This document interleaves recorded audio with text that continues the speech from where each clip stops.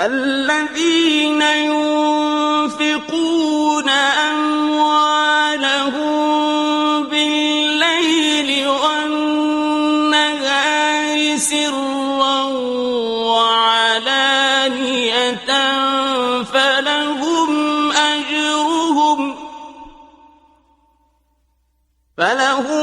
أجرهم عند ربهم ولا خوف عليهم ولا هم يحزنون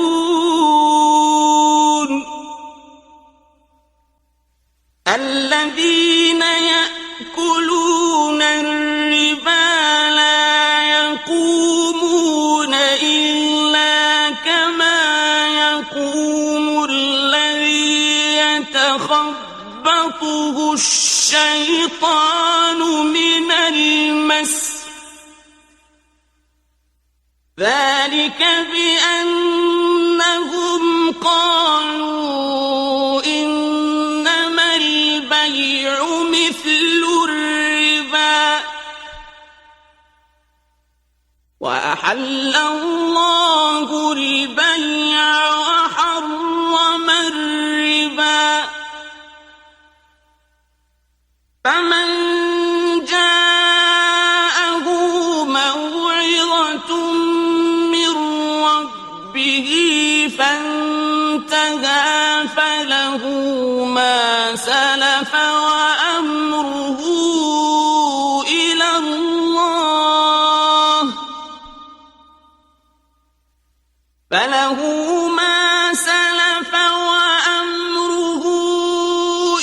الله ومن عاد فأولئك أصحاب النار هم فيها خالدون. ఆయత్ 274-275 తమ సంపదను రేయి పగలు గుప్తంగాను వ్యక్తంగాను ఖర్చు చేసేవారి ప్రతిఫలం వారి ప్రభువు వద్ద భద్రంగా ఉంది. వారికి ఎలాంటి భయం గాని బాధ గాని కలిగే పని లేదు. కానీ వడ్డీ తినేవారి వ్యవహారం శైతాన్ ముట్టుకొని ఉన్మత్తుని చేసిన వ్యక్తిలా తయారవుతుంది. వారి ఈ స్థితికి కారణం వ్యాపారం కూడా ఎటువచ్చి వడ్డీ లాంటిదే కదా అని వారు అనడమే. వాస్తవానికి అల్లాహ్ వ్యాపారాన్ని ధర్మసమ్మతం చేశాడు, వడ్డీని అధర్మమైనదని నిర్ణయించాడు. కాగా ఎవరికైతే అతని ప్రభువు తరపున ఈ హితబోధ అందుతోందో అతను భవిష్యత్తులో వడ్డీ తినడాన్ని మానుకోవాలి. అలా అయితే అతను పూర్వం తిన్నదేదో తిన్నాడు, ఇక అతని వ్యవహారం అల్లాహ్ ఆధీనం. ఈ ఆదేశం తరువాత కూడా మరెవరైనా తిరిగి దానికి పాల్పడితే వారు నరకం పాలవుతారు, అక్కడే సదా ఉంటారు. కానీ వడ్డీ తినే వ్యవహారం మూలంలో రిబా అన్న పదప్రయోగం జరిగింది. దీనికి అరబీ భాషలో పెరగడం, అధికమవ్వడం అని అర్థం. పారిభాషికంగా అరబ్బులు ఈ పదాన్ని ప్రత్యేకమైన అధిక ధనాన్ని సూచించడానికి ప్రయోగించేవారు. ఒక రుణదాత తన వద్ద రుణగ్రస్తుడైన వ్యక్తి నుండి మూలధనం కాక నిర్ణీత రేటు ప్రకారం వసూలు చేసే అధిక ధనమే అది. దీన్నే మన భాషలో వడ్డీ అని, మిత్తి అని పేర్కొంటాము. ఖుర్ఆన్ అవతరణ కాలంలో చలామణిలో ఉండే అరబ్బులు రిబా అని పరిగణించే వడ్డీ వ్యవహార పద్ధతులు క్రింది విధంగా ఉండేవి. ఉదాహరణకు, ఒక వ్యక్తి మరో వ్యక్తికి ఒక వస్తువును అమ్ముతాడు. దాని మూల్యం చెల్లించడానికి ఒక గడువు నిర్ణయిస్తాడు. ఆ గడువు దాటిపోయాక మూల్యం చెల్లుబాటు కాకపోతే అతను మళ్లీ గడువును పొడిగించడంతో పాటు ఆ వస్తువు వెలను కూడా పెంచివేస్తాడు. లేదా ఉదాహరణకు, ఒక వ్యక్తి మరో వ్యక్తికి అప్పు ఇస్తూ ఇలా నిర్ణయిస్తాడు: ఇంతకాలానికి ఇంత రొక్కం అసలుకు అదనంగా చెల్లించాలని అంటాడు. లేదా ఉదాహరణకు రుణదాత రుణగ్రస్తుల మధ్య ఓ ప్రత్యేక కాలం వరకు ఓ రేటు కుదిరి ఒకవేళ ఆ గడువు లోపల డబ్బు అదనపు రొక్కంతో పాటు చెల్లుబాటు కాకపోతే మునపటి కన్నా అధికమైన రేటుకు గడువును పెంచి ఇచ్చేవారు. ఇలాంటి వ్యవహారాలకు సంబంధించిన ఆదేశాన్ని ఇక్కడ ప్రస్తావించడం జరుగుతోంది. షైతాన్ ముట్టుకుని ఉన్మత్తుని చేసిన వ్యక్తిలా తయారవుతుంది. అరబ్బులు పిచ్చివాణ్ణి గురించి మజ్నూన్, భూతం ఆవహించినవాడు, జిన్ను ఆవహించినవాడు అనే పదం ప్రయోగించేవారు. ఒక వ్యక్తి పిచ్చివాడయ్యాడు అని చెప్పదలిస్తే అతనికి జిన్ను ఆవహించాడు అని అనేవారు. ఈ నుడికారాన్నే ప్రయోగిస్తూ ఖురాన్ వడ్డీ వ్యాపారిని మతిస్థిమితం లేని వ్యక్తితో పోల్చుతోంది. అంటే ఏ విధంగానైతే ఆ జిన్ను ఆవహించిన వ్యక్తి బుద్ధి జ్ఞానాలకు దూరమై అసంతులిత చేష్టలు చేస్తాడో అదేవిధంగా వడ్డీ వ్యాపారి కూడా పిచ్చివాడై డబ్బును వెంటాడుతాడు, స్వార్థపు ఉన్మాదంలో పడిపోతాడు.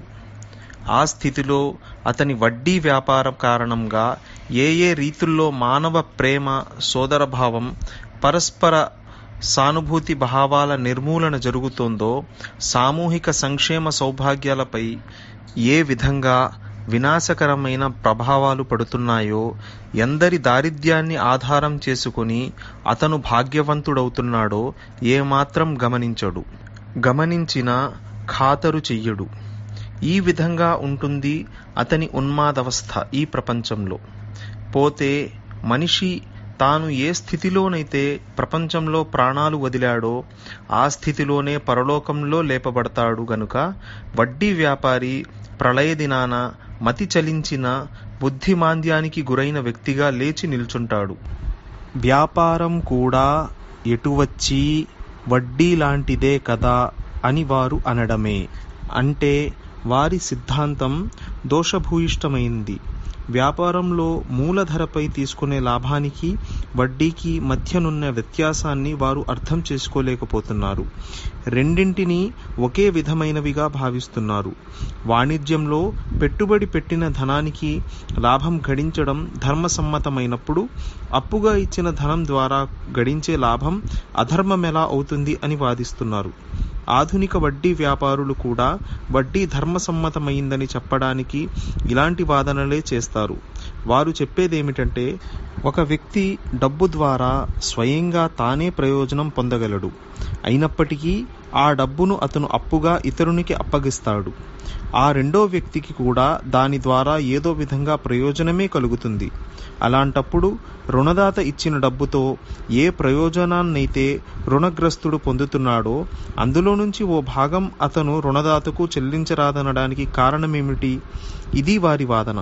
కానీ ఒక విషయాన్ని వారు ఇక్కడ గమనించడం లేదు. ప్రపంచంలో జరిగే వ్యవహారాలన్నీ అవి వ్యాపారానికి సంబంధించినవైనా, పరిశ్రమలకు సంబంధించినవైనా, కళలకు సంబంధించినవైనా, వ్యవసాయానికి సంబంధించినవైనా వాటిని మనిషి కేవలం తమ శ్రమ ద్వారా నిర్వహించినా లేదా తన పెట్టుబడి ద్వారా జరిపినా లేదా తన పెట్టుబడి శ్రమ రెండింటితో నిర్వహించినా వీటిలో ఎందులోనూ నష్టం కలిగే ప్రమాదం లేనిది ఏదీ లేదు. ఇంకా వీటిలో ఎందులోనూ తప్పనిసరిగా నిర్ణీతమైన లాభమే కలుగుతుందన్న గ్యారంటీ కూడా ఏదీ లేదు. అలాంటప్పుడు ఈ వాణిజ్య జగత్తునంతటిలో కేవలం ఒక్క అప్పులిచ్చే పెట్టుబడిదారు మాత్రమే నష్టం కలిగే ప్రమాదం లేకుండా నిర్ణీతమైన తప్పనిసరి లాభానికి అర్హుడిగా ఎందుకు నిర్ణయం అవ్వాలి? నిరుత్పాదకమైన అవసరాలకు అప్పు తీసుకునే వారి వ్యవహారాన్ని కాసేపు పక్కన పెడదాం. వడ్డీ రేటు హెచ్చుతగ్గుల వ్యవహారాలన్నీ అలా వదిలేద్దాం. కేవలం ఉత్పాదక కార్యకలాపాల్లో పెట్టుబడి పెట్టే రుణాల వ్యవహారాన్నే పరిశీలిద్దాం. రేటు సైతం చాలా స్వల్పమయ్యిందే అనుకుందాం. అసలు ప్రశ్న ఏమిటంటే, ఎవరైతే ఒక వాణిజ్య వ్యవహారంలో తమ సమయాన్ని, తమ శ్రమను, తమ శక్తి సామర్థ్యాలను, తమ పెట్టుబడిని రేయింబవళ్ళు వెచ్చిస్తూ ఉన్నారో, ఇంకా వ్యాపారం ఫలవంతమవ్వడం ఎవరి కృషి యత్నాలపై ఆధారపడి ఉందో వారికైతే ఒక నిర్ణీత లాభం లభ్యమయ్యే గ్యారంటీ అంటూ ఏదీ ఉండదు. పైగా నష్టం కలిగే ప్రమాదం శాంతం వారే భరించవలసి ఉంటుంది. కానీ కేవలం తన డబ్బు వారికి అప్పుగా ఇచ్చిన వ్యక్తి మట్టుకు ఎలాంటి రిస్కు లేకుండా నిర్ణయమైన లాభం వసూలు చేసుకుంటూ ఉండాలి. ఇదెక్కడి హేతువు, ఎక్కడి తర్కం, ఎక్కడి న్యాయ సూత్రం? ఇది ఏ ఆర్థిక నియమం ప్రకారం సరయింది? ఒక వ్యక్తి ఒక కార్ఖానాకు 20 ఏళ్లకు గాను కొంత డబ్బు రుణంగా ఇచ్చినందుకు రాబోయే 20 ఏళ్ల వరకు అతను నిరంతరంగా 5% సాలీనా లాభాన్ని పొందడానికి అర్హుడని నేడే నిర్ణయించుకోవడం ఏ విధంగా సరైనది? వాస్తవానికి ఆ కర్మాగారం తయారు చేసే సరుకు ధరలు రాబోయే 20 ఏళ్లలో మార్కెటులో ఎన్ని ఎగుళ్ళు దిగుళ్లకు గురవుతాయో ఎవరికీ తెలియదు.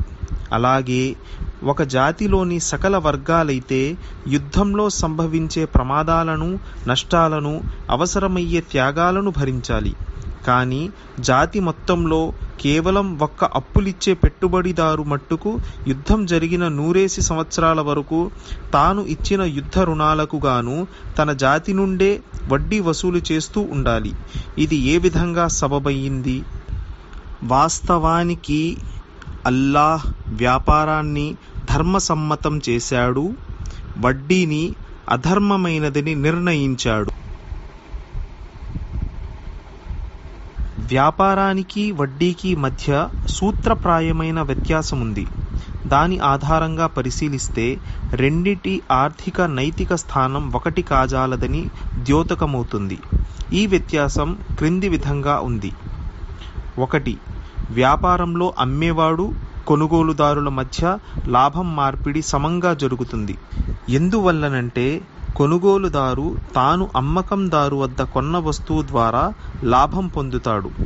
అమ్మకందారు ఆ వస్తువును కొనుగోలుదారుకు సమకూర్చడానికి తాను వెచ్చించిన తన శ్రమ, బుద్ధి, సమయాలకు తగిన ప్రతిఫలాన్ని లాభం రూపంలో పొందుతాడు. దీనికి భిన్నంగా వడ్డీ లావాదేవీల్లో సమంగా లాభాల మార్పిడి జరగదు. వడ్డీ తీసుకునేవాడైతే నిర్ణీతమైన ధనం తీసుకుంటాడు. అది అతనికి నిస్సందేహంగా లాభదాయకమే. కానీ దానికి విరుద్ధంగా వడ్డీ ఇచ్చేవానికి కేవలం గడువు మాత్రమే లభిస్తుంది. అది లాభదాయకమవుతుందన్న నమ్మకం ఉండదు. ఒకవేళ అతను ఆ డబ్బును తన స్వంత ఖర్చులకు గాను తీసుకున్నట్లయితే గడువు అతనికి ఏమాత్రం లాభదాయకం కాదన్నది తెలుస్తూనే ఉంది. ఒకవేళ అతను ఆ డబ్బు వ్యాపారానికో, వ్యవసాయానికో, పరిశ్రమ కొరకో పెట్టుబడిగా తీసుకున్నట్లయితే అప్పుడు కూడా గడువులో అతనికి లాభం కలిగే అవకాశం ఉన్నట్లే నష్టం వాటిల్లే ప్రమాదమూ ఉంది.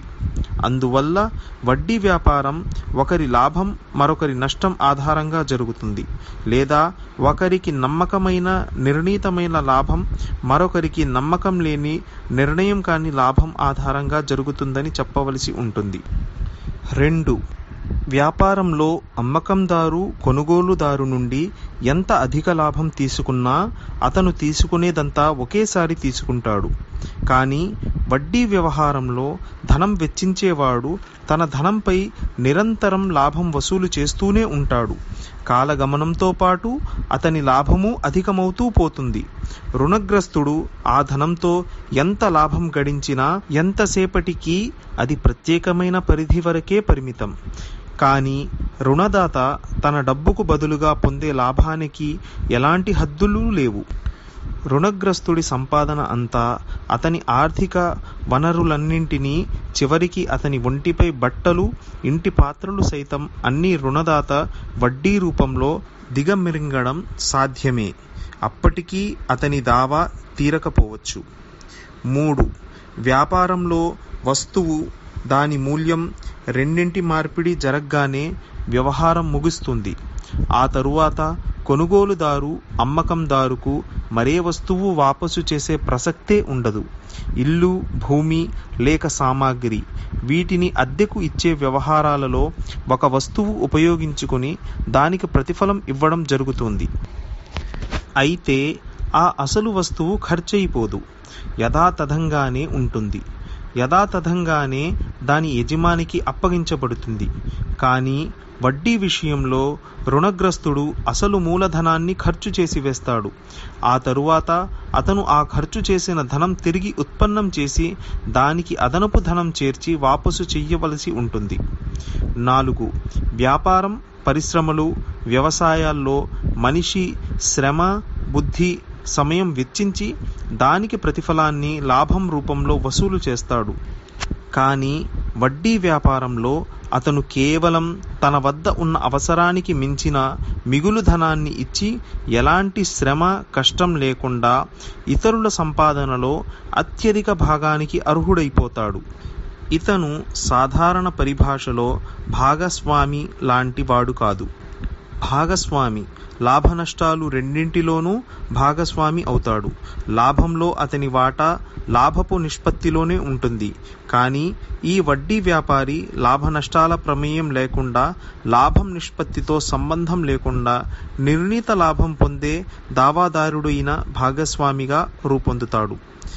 ఈ కారణాల వల్ల వ్యాపారానికున్న ఆర్థిక స్థానం, వడ్డీకున్న ఆర్థిక స్థానాల మధ్యన బ్రహ్మాండమైన వ్యత్యాసం ఏర్పడుతుంది.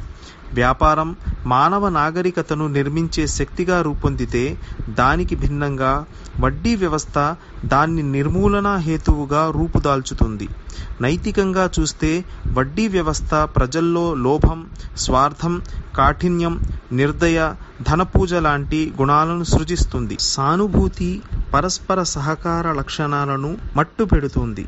ఇది వడ్డీలోని సహజ సిద్ధమైన లక్షణం. అందువల్ల వడ్డీ ఆర్థికంగా, నైతికంగా రెండు విధాలుగాను మానవాళికి వినాశకరమైనది. అలా అయితే అతను పూర్వం తిన్నదేదో తిన్నాడు. ఇక అతని వ్యవహారం అల్లాహ్ ఆధీనం. అతడు తిన్నదంతా అల్లాహ్ మన్నిస్తాడని అనలేదు. దాని వ్యవహారం అల్లాహ్ ఆధీనంలో ఉంది అని సెలవివ్వడం జరిగింది. ఈ వాక్యం ద్వారా తెలిసేదేమిటంటే, తిన్నదేదో తిన్నాడు అన్నదానికి అతను తిన్నదాన్ని మన్నించి వెయ్యడం జరిగిందని మట్టుకు అర్థం కాదు. కేవలం చట్టపరమైన రాయితీనివ్వడం జరిగిందని మాత్రమే దీని భావం. అంటే పూర్వం తిన్న వడ్డీనైతే వాపసు ఇవ్వవలసిందని చట్టపరమైన దావా వెయ్యడం జరగదు. ఎందువల్లనంటే ఆ దావా వేసినట్లయితే అంతులేని కేసులు ముందుకు వస్తాయి. వాటి పరంపర ఒక పట్టాన ముగియదు. అయితే నైతికంగా చూస్తే ఒక వ్యక్తి వడ్డీ వ్యాపారం ద్వారా కూడబెట్టిన ధనంలో అశుద్ధత యథాతథంగా ఉండిపోతుంది.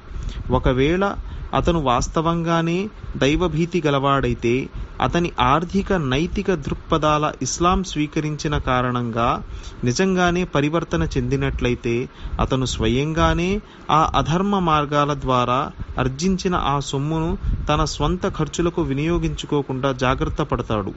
ఇంకా తన వద్ద గల సొమ్ములో హక్కు గల వాళ్లను వెదికేందుకు వీలైనంత వరకు ప్రయత్నం చేసి ఆ మేరకు వారి సొమ్మును వారికి తిరిగి అప్పజెప్పడానికి కృషి చేస్తాడు. ఇంకా హక్కుదారులను నిర్ధారించడానికి వీలులేని సొమ్మును సామూహిక సంక్షేమ కార్యకలాపాల్లో వినియోగించడానికి యత్నిస్తాడు. ఈ ప్రవర్తనే అతన్ని దైవశిక్ష నుండి రక్షించగలదు. పోతే తాను పూర్వం సంపాదించిన సొమ్మును యథాతథంగా వాడుకుంటూ ఉండే వ్యక్తి మట్టుకు తన ఈ అధర్మ భుక్తికి తప్పనిసరిగా శిక్ష అనుభవించడమూ సంభవమే. يمحق الله الربا ويربي الصدقات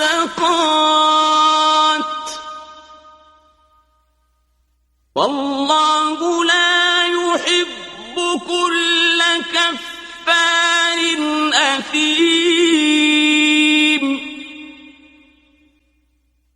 إن الذين آمنوا وعملوا الصالحات وأقاموا الصلاة وآتوا الزكاة لهم أجرهم عند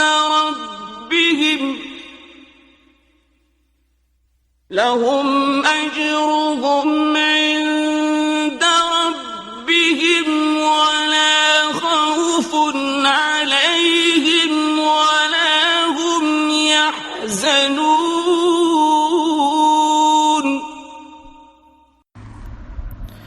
అల్లాహ్ వడ్డీని మట్టంగా కొట్టివేస్తాడు. దాన ధర్మాలకు వృద్ధిని అనుగ్రహిస్తాడు. ఇంకా అల్లాహ్ కృతజ్ఞత లేనివాడిని దుర్వర్తనుడిని ఇష్టపడడు. ఇంతకు విశ్వసించిన వారు, సదాచార సంపన్నులు, నమాజ్ను స్థాపించేవారు, జకాత్ని చెల్లించేవారు, వారి ప్రతిఫలం నిస్సందేహంగా వారి ప్రభువు సన్నిధిలో భద్రంగా ఉంది. వారికి భయపడవలసిన పని గాని బాధపడవలసిన అవసరం గాని లేదు. అల్లాహ్ వడ్డీని మట్టంగా కొట్టివేస్తాడు, దాన ధర్మాలకు వృద్ధిని అనుగ్రహిస్తాడు. ఈ ఆయతలో ఓ సత్యాన్ని వివరించడం జరిగింది. అది నైతికత, ఆధ్యాత్మికత దృష్ట్యా కూడా ఆశాంతం ధర్మమయ్యింది. ఆర్థికత, నాగరికతల రీత్యా కూడా సత్యమయ్యిందే. వడ్డీ వల్ల బాహ్యంలో సంపద పెరిగినట్లు అగుపించినా, దాన ధర్మాల వల్ల తరుగుతూ ఉన్నట్లు అనిపించినా, వాస్తవ వ్యవహారం దానికి పూర్తిగా విరుద్ధమయ్యింది. దైవం నిర్ణయించిన ప్రకృతి నియమం ప్రకారం వడ్డీ నైతిక, ఆధ్యాత్మిక, ఆర్థిక, నాగరిక ప్రగతి వికాసాలలో అవాంతరం అవడం మాత్రమే కాక అది వాటి పతనానికి మార్గం ఏర్పరుస్తుంది. దీనికి భిన్నంగా దాన ధర్మాల ద్వారా ఇందులో ఖర్జే హసన్, ఉత్తమ రుణం, ఎత్తిపొడుపు లేని వడ్డీ లేని రుణం కూడా చేరి ఉంది. నైతికత, ఆధ్యాత్మికత, నాగరికత, ఆర్థిక వ్యవహారాలు అన్నిటికీ వృద్ధి వికాసాల మహాభాగ్యం ప్రాప్తమవుతుంది. నైతిక, ఆధ్యాత్మిక దృష్టితో చూసినట్లయితే కొన్ని విషయాలు స్పష్టంగా గోచరిస్తాయి. వడ్డీ యథార్థంలో స్వార్థం, లోభత్వం, హృదయ సంకుచిత్వం, మనోకాఠిన్యం లాంటి గుణాల పర్యావసనంగా ఆవిర్భవిస్తుంది. అది మనిషిలో ఈ గుణాలనే పెంపొందిస్తుంది కూడా. దీనికి భిన్నంగా దాన ధర్మాలు వాస్తవంగా దాతృత్వం, సానుభూతి, విశాల హృదయత, మానసికోన్నతల పర్యావసానంగా ఉత్పన్నమవుతాయి. దాన ధర్మాలను ఆచరిస్తూ ఉంటే మనిషిలో ఈ గుణగణాలే పెంపొందుతాయి. నైతిక గుణాల ఈ రెండు వర్గాల్లో మొదటి వర్గాన్ని అత్యంత హీనమైందిగా, రెండో వర్గాన్ని ఎంతో ఉన్నతమైందిగా ఒప్పుకోని వారెవరు? నాగరికత రీత్యా చూసినట్లయితే ఏ కొద్దిగా ఆలోచించినా ప్రతి వ్యక్తికి అర్థమయ్యే విషయం ఏమిటంటే, ఏ సమాజంలోనైతే వ్యక్తులు పరస్పరం స్వార్థపూరితంగా వ్యవహరిస్తారో, ఏ వ్యక్తి స్వంత అవసరం, స్వంత ప్రయోజనం లేకుండా ఎవరికీ తోడ్పడడో, ఒక వ్యక్తి అవసరాన్ని మరో వ్యక్తి తన లాభ సముపార్జనకు అవకాశంగా భావించి తద్వారా పూర్తిగా లాభమొందుతాడో, సంపన్న వర్గాల ప్రయోజనం సామాన్య ప్రజల ప్రయోజనానికి వ్యతిరేకమైపోతుందో, ఇలాంటి సమాజం ఎన్నడూ పటిష్టం కాజాలదు. దీని వ్యక్తుల్లో పరస్పరం అనురాగాల స్థానే పరస్పరం వైషమ్యం, ఈర్ష్య, నిర్దయత, నిర్లిప్తత పెంపొందుతాయి. ఈ సమాజంలోని సకల వర్గాలు సదా విచ్ఛిత్తికి, చీలికలకు దారితీస్తూ ఉంటాయి. ఇంకా ఇతర కారణాలు కూడా ఈ పరిస్థితులకు తోడైతే ఇలాంటి సమాజంలోని వర్గాలు పరస్పరం ఘర్షణలకు లోనవ్వడం కూడా అసంభవమేమీ కాదు. దీనికి భిన్నంగా ఏ సమాజంలో సామూహిక వ్యవస్థ పరస్పర సహాయానుభూతి ఆధారంగా నెలకొంటుందో, దేని వ్యక్తులైతే ఒకరి పట్ల మరొకరు ఉదారంగా వ్యవహరిస్తారో, ఎందులోనైతే ప్రతి వ్యక్తి మరో వ్యక్తికి అవసరం ఏర్పడిన సందర్భంలో విశాల హృదయంతో సహాయ సహకారాలు అందజేస్తాడో, ఎందులోనైతే సాధనా సంపత్తి గల ప్రజలు నిస్సహాయులైన వారికి దయార్థతతో సహాయం చేస్తారో, లేదా కనీసం న్యాయవంతమైన సహకార విధానాన్ని అనుసరిస్తారో, అలాంటి సమాజంలో పరస్పరానురాగం, ఒకరి పట్ల మరొకరికి శ్రేయోభిలాష, ఒకరి పట్ల మరొకరికి ఆసక్తి పెంపొందుతాయి. దాని వర్గాలు ఒకదానితో మరొకటి సంఘటితంగా, అవిచ్ఛిన్నంగా ఉంటాయి. ఒకదానికొకటి మద్దతుగా నిలుస్తాయి. ఇందులో అంతర్గత వివాదాలు, ఘర్షణలకు దారితీసే సందర్భాలుండవు. ఇందులో పరస్పర సహకారం, శ్రేయోభిలాషల కారణంగా ప్రగతి గమనం మొదటి రకపు సమాజం కన్నా ఎంతో వేగంగా సాగుతుంది. ఇక ఆర్థిక స్థితి దృష్ట్యా చూడండి. ఆర్థిక శాస్త్రం దృష్ట్యా వడ్డీ రుణాలు రెండు రకాలు. ఒకటి తమ స్వంత అవసరాలకు గాను ఖర్చు చేసేందుకు అగత్య పొరులు గత్యంతరం లేక తీసుకునే అప్పు. రెండవది వ్యాపారం. పరిశ్రమలు, వృత్తి పనులు, వ్యవసాయం తదితర కార్యకలాపాలకు పెట్టుబడి పెట్టేందుకు ఆయా వృత్తుల వారు తీసుకునే రుణాలు.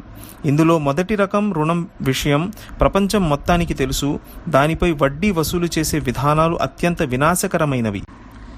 వడ్డీ వ్యాపారస్తులు, వడ్డీ వ్యాపార సంస్థలు ఈ రకపు అప్పుల ద్వారా నిరుపేద కూలీ జనుల, రైతుల, స్వల్ప ఆదాయం గల ప్రజల రక్తాన్ని పీల్చి వారిని పిప్పి చెయ్యని దేశమేదీ ప్రపంచంలో లేదు. వడ్డీ వల్ల ఇలాంటి అప్పులు తీర్చడం ఈ ప్రజలకు ఎంతో కష్టమైపోతుంది. కొన్ని సందర్భాల్లో పూర్తిగా అసాధ్యమైపోతుంది. ఆ తరువాత ఒక అప్పును తీర్చడానికి రెండవసారి, మూడవసారి అప్పు చేసుకుంటూ పోతారు. అసలు మూలధనం కన్నా ఎన్నో రెట్ల వడ్డీ చెల్లించి కూడా అసలు రుణం అలాగే ఉండిపోతుంది. కష్టపడి సంపాదించుకునే వ్యక్తి సంపాదనలో అత్యధిక భాగం వడ్డీ వ్యాపారస్తుడే మోసుకుపోతాడు. పాపం ఆ అభాగ్యుని స్వంత సంపాదనలో తన పొట్ట నింపుకోవడానికి, పిల్లల కడుపు నింపడానికి కూడా తగినంత డబ్బు మిగలదు. ఈ స్థితి క్రమేణా కష్టపడి పనిచేసే వారిలో తమ పని పట్ల ఆసక్తిని నశింపజేస్తుంది. ఎందువల్లనంటే తమ కష్టఫలాన్ని ఇతరులు తన్నుకుపోతున్నప్పుడు వారు ఎన్నటికీ తమ మనస్సును లగ్నం చేసే శ్రద్ధతో పని చెయ్యలేరు. పైగా వడ్డీ అప్పుల వలలో చిక్కుకున్న వారిని సదా వెంటాడే విచారం, వ్యాకులతలు కృంగదీస్తాయి. లేమి వల్ల, బీదరికం వల్ల వారికి సరైన ఆహారం, చికిత్స ఎంతో కష్టసాధ్యమైపోతాయి. ఫలితంగా వారి ఆరోగ్యాలు ఎన్నడూ సవ్యంగా ఉండజాలవు. ఈ విధంగా వడ్డీ రుణాల ఫలితమేమిటంటే, కొందరు వ్యక్తులైతే లక్షలాది మనుషుల రక్తం పీల్చి లావిక్కుతూ ఉంటారు. కానీ మొత్తం మీద జాతి ఆదాయం సాధ్య ప్రమాణాల కన్నా ఎన్నో రెట్లు పడిపోతూ ఉంటుంది. చివరికి వీటన్నింటి పర్యావసానంగా స్వయంగా ఆ రక్తం పీల్చే పెద్ద మనుషులు కూడా ఆ నష్టాల నుండి తప్పించుకోలేరు. ఎందుచేతనంటే వారి ఈ స్వార్థం మూలాన నిరుపేద ప్రజలకు ఎదురయ్యే కష్టాల కారణంగా బీదల హృదయాల్లో ధనవంతులకు వ్యతిరేకంగా ఆగ్రహం, విద్వేషం తుఫానులా ఉబుకుతూ లోలోనే అణుగుతూ ఉంటుంది. ఒకానొక తరుణంలో విప్లవాత్మక సంచలనం ఏర్పడి ఈ అగ్నిపర్వతం బద్దలైతే దుర్మార్గులైన ధనవంతులు తమ ధనంతో పాటు మాన ప్రాణాలను సైతం వదులుకోవలసి వస్తుంది. పోతే వాణిజ్యపు పెట్టుబడుల కోసం తీసుకునే రెండో రకానికి చెందిన రుణం. దీనిలో నిర్ణీతమైన రేటు ప్రకారం వడ్డీ విధించడం చేత కలిగే అసంఖ్యాకమైన నష్టాల్లో కొన్ని ముఖ్యమైనవి ఇవి. 1. బజారులో లభించే వడ్డీకి సమానంగా లాభాలు గడించలేని వాణిజ్య కార్యకలాపాలకు అవి జాతికి, దేశానికి ఎంత అవసరమైనవైనా, ప్రయోజకరమైనవైనా పెట్టుబడికి డబ్బు దొరకదు. దేశంలోని ఆర్థిక వనరుల ప్రవాహమంతా బజారులో లభించే వడ్డీ రేటుకు సమానంగా లేక దానికంటే అధికంగా లాభాలు గడించే కార్యకలాపాల వైపునకు ఉరుకులు వేస్తుంది. సామూహికంగా వాటి అవసరం, ప్రయోజనం ఎంత తక్కువైనా లేక అసలే లేకపోయినా సరే. 2. వడ్డీకి పెట్టుబడి లభించే కార్యకలాపాలకు అవి వాణిజ్య కార్యకలాపాలైనా, పారిశ్రామికమైనవైనా, వ్యవసాయికమైనవైనా వీటిలో ఏ ఒక్కదానిలోనూ దాని లాభాలు ఓ నిర్ణీత ప్రమాణంలో ఉంటాయన్న గ్యారంటీ ఏదీ లేదు. ఉదాహరణకు లాభాలు 5, 6 లేక 10% వరకు లేదా దానికంటే ఇంకా పైనే ఉంటాయి. కానీ ఎన్నటికీ పడిపోవు అన్న గ్యారంటీ ఉండదు. ఇలా గ్యారంటీ లభించడం అలా ఉంచి ఏ వ్యాపారంలోనైనా అందులో తప్పక లాభాలే కలుగుతాయని, ఎన్నడూ నష్టం కలగదని ఏ గ్యారంటీ లభించదు. అందువల్ల ఓ వ్యాపారంలో పెట్టుబడిదారునికి ఓ నిర్ణీతమైన రేటు ప్రకారం లాభం, వడ్డీనిచ్చే ఒప్పందం జరిగినా ఆ వ్యాపారంలో మట్టుకు నష్టం కలిగే ప్రమాదం లేదని చెప్పేందుకు వీలు లేదు. 3. పెట్టుబడినిచ్చేవాడు వ్యాపారంలోని లాభ నష్టాలు భాగ్యస్వామి కాడు. కేవలం లాభం, అది నిర్ణీతమైన రేటుతో లాభం లభిస్తుందన్న గ్యారంటీపై డబ్బిస్తాడు. ఈ కారణంగా వ్యాపారంలో కలిగే మంచి చెడుల పట్ల అతనికి ఎలాంటి ఆసక్తి ఉండదు. అతను అత్యంత స్వార్థంతో కేవలం తన లాభాన్నే దృష్టిలో ఉంచుకుంటాడు. మార్కెట్లో ఆర్థిక మాంద్యం దాడి జరుగుతున్నట్లు ఏమాత్రం ప్రమాదం కానవచ్చినా అతను ముందుగా తన డబ్బును లాక్కోవడానికి యత్నిస్తాడు. ఈ విధంగా ఒక్కోసారి కేవలం అతని స్వార్థపూరితమైన భయాందోళనల కారణంగానే ఆర్థిక మాంద్యం దాపురిస్తుంది. ఒక్కోసారి ఇతర కారణాల వల్ల ఆర్థిక మాంద్యం వచ్చిపడిన పెట్టుబడిదారుని స్వార్థ ప్రయత్నం దాన్ని పెంచి అత్యంత వినాశకరమైన స్థాయికి తీసుకువెళుతుంది. వడ్డీలోని ఈ 3 నష్టాలైతే ఎంతో ప్రస్ఫుటమైనవి. ఆర్థిక శాస్త్రంలో ఏమాత్రం ప్రవేశమున్న వ్యక్తి అయినా సరే వీటిని కాదనలేడు. ఆ తరువాత వాస్తవంగానే అల్లాహ్ నియమించిన ప్రకృతి సిద్ధాంతాల రీత్యా వడ్డీ ఆర్థిక సంపదను పెరగనివ్వదని, తరగజేస్తుందని నమ్మడం తప్ప గత్యంతరం ఏముంది? ఇక కాస్త దానధర్మాల ఆర్థిక ప్రభావాలు, పరిణామాలను కూడా ఒకసారి చూడండి. సమాజంలోని స్థితిపరులు తమ స్థాయికి తగ్గట్టుగా ఎంతో ఉదారంగా తమకు, తమ ఇంటిల్లపాదికి, అందరికీ కావలసిన అవసరాలు కొనుగోలు చేసి తమ అవసరాలకు పోగా మిగిలిన ధనాన్ని నిరుపేదలకు వారు తమ అవసరాలు కొనుక్కునేలా పంచిపెట్టినట్లయితే ఆ తరువాత కూడా డబ్బు మిగిలితే దాన్ని వ్యాపారులకు వడ్డీ లేకుండా అప్పులివ్వడమో లేదా భాగస్వామ్యపు సూత్రం ప్రకారం వారితో లాభ నష్టాల్లో వాటాదారులుగా చేరడమో లేదా సాంఘిక సంక్షేమ కార్యకలాపాల్లో వినియోగించడానికి ప్రభుత్వానికి అందజేయడమో జరిగినట్లయితే ప్రతి వ్యక్తి ఏ కాస్త ఆలోచించినా అంచనా వేయగలడు. అలాంటి సమాజంలో వాణిజ్యం, పరిశ్రమలు, వ్యవసాయం అన్నీ అమితంగా వికాసమొందుతాయి. ఆ సమాజంలోని సామాన్య ప్రజల జీవన ప్రమాణంలో కూడా పెరుగుదల మొదలవుతుంది. మొత్తం మీద అందులో ఉత్పాదన, సంపాదనలు వడ్డీ వ్యవస్థలోని సమాజం కన్నా అనేక రెట్లు అధికమవుతాయి. ఇంకా అల్లాహ్ కృతజ్ఞత లేనివాడిని, దుర్వర్తనుడిని ఇష్టపడడు. సంపాదనలో తన నిజ అవసరాలకు మించిన వాటా లభించిన వ్యక్తే వడ్డీకి డబ్బునిచ్చేవాడు కాగలడన్నది సుస్పష్టమే. అవసరానికి మించి లభించిన ఈ వాటా ఖురాన్ దృక్కోణంలో నిజానికి అల్లాహ్ అనుగ్రహం. అల్లాహ్ అనుగ్రహానికి కృతజ్ఞతలు తెలుపుకునే సరైన విధానం ఏమిటంటే, ఏ విధంగానైతే అల్లాహ్ తన దాసునిని అనుగ్రహించాడో అలాగే దాసుడు కూడా అల్లాహ్ దాసులైన ఇతర మానవులను అనుగ్రహించాలి.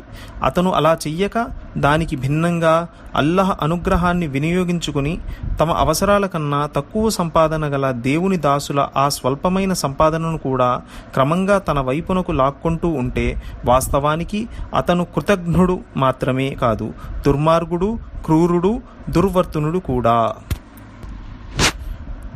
వారికి భయపడవలసిన పని గాని బాధపడవలసిన అవసరం గాని లేదు. ఈ రుకులో అల్లాహ్ 2 కోవలకు చెందిన పాత్రల్ని ఒకదానికొకటి అభిముఖంగా మాటిమాటికి చూపుతున్నాడు.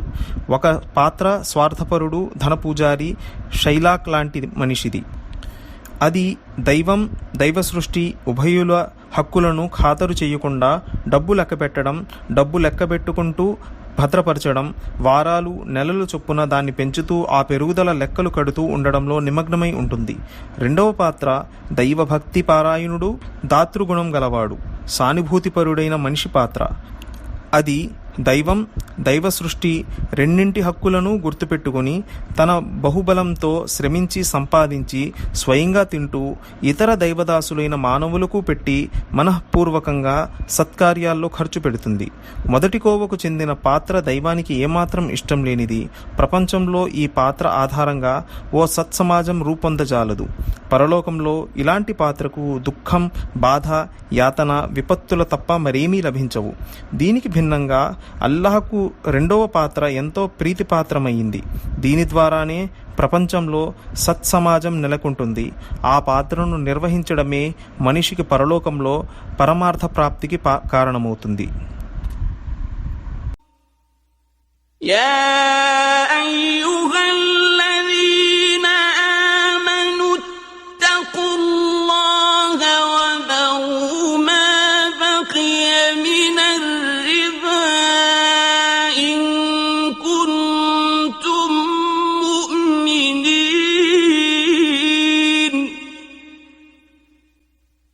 فإن لم تفعلوا فأذنوا بحرب من الله ورسوله وإن تبتم فلكم رؤوس أموالكم لا تظلمون ولا تظلمون وَإِن كَانَ ذُو عُسْرَةٍ فَنَظِرَةٌ إِلَى مَيْسَرَةٍ وَأَن تَصَدَّقُوا خَيْرٌ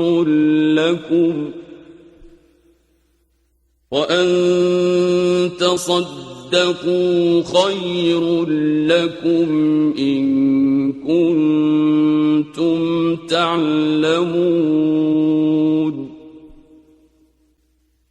واتقوا يوما ترجعون فيه إلى الله ثم توفى كل نفس ما كسبت وهم لا يظلمون.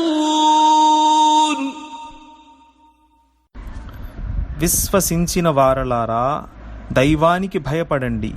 మీరు నిజంగానే విశ్వసించిన వారైతే మీకు జనం బకాయి ఉన్న వడ్డీనంతా వదిలివెయ్యండి. కానీ ఒకవేళ మీరు అలా చెయ్యకపోతే జాగ్రత్త, అల్లాహ్ ఆయన ప్రవక్త తరఫున ఇదే మీపై యుద్ధ ప్రకటన. ఇప్పటికైనా పశ్చాత్తాపం చెందండి, మరలండి, వడ్డీని వదిలిపెట్టండి. అప్పుడే మీ మూలధనాన్ని తీసుకునే హక్కు మీకుంటుంది. మీరు అన్యాయం చెయ్యరాదు, మీకు అన్యాయం జరగరాదు. మీ రుణగ్రస్తుడు ఇబ్బందుల్లో ఉన్నట్లయితే పరిస్థితులు చక్కబడే వరకు అతనికి గడువునివ్వాలి. మరి దాన్ని దానం రూపేణా ఇచ్చివెయ్యడం మీరు గ్రహించగలిగితే అది మీకే శుభకరం. మీరు అల్లాహ్ వైపునకు మరలిపోయే దినాన జరిగే పరాభవపు విపత్తు నుండి కాపాడుకోండి. అక్కడ ప్రతి వ్యక్తికి అతను సంపాదించుకున్న మంచికైనా చెడుకైనా పూర్తి ప్రతిఫలం ప్రాప్తమవుతుంది. అందులో ఎవరికీ ఎంత మాత్రం అన్యాయం జరగదు. అల్లాహ్ ఆయన ప్రవక్త తరఫున ఇదే మీపై యుద్ధ ప్రకటన. ఈ ఆయత్ మక్కా విముక్తి తరువాత అవతరించింది. విషయానుకూలత వల్ల ఈ వచనాల మధ్య ఇమడ్చడం జరిగింది. దీనికి పూర్వం వడ్డీ అవాంఛనీయమైనదిగా గణించబడిన చట్టం రీత్యా దాన్ని నిషేధించడం జరగలేదు. ఈ ఆయత్ అవతరణ తరువాత ఇస్లామీయ రాజ్య పరిధిలో వడ్డీ వ్యాపారం శిక్షార్హమైన నేరంగా రూపొందింది. వడ్డీ తినే అరబ్బు తెగల వారిని మహనీయ ముహమ్మద్ సల్లల్లాహు అలైహి వసల్లం తన అధికారుల చేత హెచ్చరించారు. ఒకవేళ ఇకపై వారు వడ్డీ లావాదేవీలను వీడనాడకపోతే వారికి వ్యతిరేకంగా యుద్ధం చేయడం జరుగుతుందని నజరాన్కు చెందిన క్రైస్తవులకు ఇస్లామీయ రాజ్యంలో అంతర్గత స్వాధికారం ఇచ్చినప్పుడు ఒడంబడికలో ఈ వివరణ కూడా ఉండింది. ఒకవేళ మీరు వడ్డీ వ్యాపారం చేసినట్లయితే ఒడంబడిక రద్దయిపోతుంది, మీకు మాకు మధ్య యుద్ధస్థితి నెలకొంటుంది అని. ఆయత్లోని చివరి పదాల కారణంగా ఇబ్నె అబ్బాస్, హసన్ బస్రీ, ఇబ్నె నస్రీన్, రబియా బిన్ అనస్ రజియల్లాహు తఆలా అన్హుంల అభిప్రాయం ప్రకారం ఏమిటంటే, ఎవరైనా ఇస్లామీయ రాజ్య పరిధి దారుల్ ఇస్లాంలో వడ్డీ తిన్నట్లయితే దాన్ని విరమింపజేసేందుకు తౌబా, పశ్చాత్తాపం ప్రకటించేందుకు ఒత్తిడి తీసుకురావడం జరుగుతుంది. అతను దాన్ని విరమించుకోకపోతే అతనికి మరణశిక్ష విధించడం జరుగుతుంది. ఇతర ఫుఖా అభిప్రాయంలో ఇలాంటి వ్యక్తిని ఖైదు చేస్తే సరిపోతుంది. అతను వడ్డీ వ్యాపారాన్ని విరమిస్తానని ప్రమాణం చెయ్యనంత వరకు వదలరాదు. మీరు గ్రహించగలిగితే అది మీకే శుభకరం. ఈ ఆయత్ ద్వారా ఓ షరియత్ ఆదేశం పరిగ్రహించడం జరిగింది. రుణాన్ని తీర్చలేక నిస్సహాయ స్థితిలో ఉన్న వ్యక్తికి అవసరమైన గడువునివ్వడానికి రుణదాతలపై ఇస్లామీయ ప్రభుత్వం ఒత్తిడి తీసుకువస్తుంది. కొన్ని పరిస్థితుల్లో మొత్తం అప్పును లేదా అందులో కొంత భాగాన్ని మాఫీ చేయించేందుకు కూడా ప్రభుత్వానికి అధికారం ఉంది. హదీసులో ఇలా ఉంది: ఒక వ్యక్తికి వ్యాపారంలో నష్టాలు వచ్చాయి, అతనిపై అప్పుల భారం బాగా పెరిగింది. వ్యవహారం నాయక శ్రేష్ఠుని సల్లల్లాహు అలైహి వసల్లం వద్దకు వచ్చింది. ఆయన ప్రజలకు విజ్ఞప్తి చేశారు తమ సోదరునికి సహాయపడాలని. తదనుగుణంగా అనేక మంది అతనికి ధన సహాయం చేశారు, కానీ అప్పులు అప్పటికీ తీరలేదు. అప్పుడు ఆయన రుణదాతలను ఉద్దేశించి, ఇప్పుడు ఉన్నదాన్ని తీసుకుని అతన్ని వదిలివెయ్యమని, అంతకంటే ఎక్కువగా ఇప్పించడం సాధ్యం కాదని చెప్పారు. ఈ సందర్భంలో ఫుఖాహ్ ఇస్లామీయ ధర్మవేత్తలు ఒక వ్యక్తి నివసించే ఇల్లు, వంటపాత్రలు, తొడిగే బట్టలు, అతన్ని వృత్తికి సంబంధించిన పనిముట్లు ఎలాంటి పరిస్థితుల్లోనూ జప్తు చెయ్యడానికి వీల్లేదని స్పష్టపరిచారు.